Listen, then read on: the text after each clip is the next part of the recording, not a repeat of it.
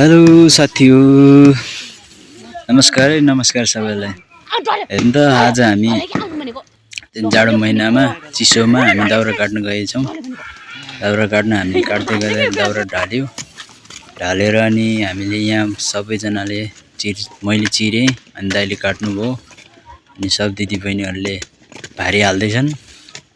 यो भारी दाउरा पनि हेर्नु त क्या दामी छ, सिरिसको दाउरा हो, आफ्नै जंगलबाट काटेको। हेर्नु त दाउरा क्या दामी छ। सबजनाले लाइक कमेन्ट शेयर चाहिँ गरिदिनु ल। भर्खर सुरु गर्दैछु, पछि केही गर्न सकिएला कि भन्ने आश छ। राम्रोसँग हेरिदिनु होला लास्टसम्म सुरुदेखि। अब हामीले ठ्याक्क लाएर चाहिँ दाउरा काट्दैछौँ, भारी हाल्दैछौँ। भारी हाल्दै पछाडि हामीले ठ्याक्क भारी बनिसक्यो। भारी हामीले यो चिर्यो मैले।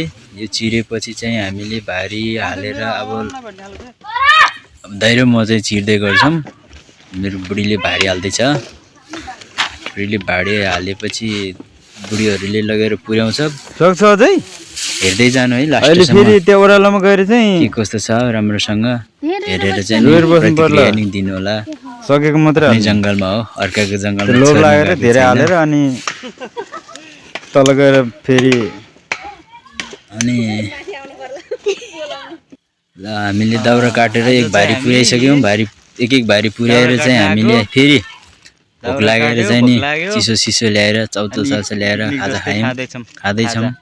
खाजा खाएर भ्याएर हामी फेरि अब चिरचार गऱ्यौँ। अब लास्टमा चाहिँ हामी खाइसक्यौँ। बेलुकाको 5 बजिसक्यो। मेरो भारी चाहिँ यो हो। भारी लोड गरौँ ठुलो भएर बोक्न नसकेर नानीहरूलाई बोलाएर बोक्यौँ। रात परिसक्यो। बोकेर हामी अझै टाइम लाग्छ घर जान, कतिखेर पुगिन्छ थाहा छैन। बोक्दैछौँ, भारी लोड वेट छ, सकिएन ओह्रालो झार्न। त्यही त हो। लाइक कमेन्ट गरिदिनु है सबैले।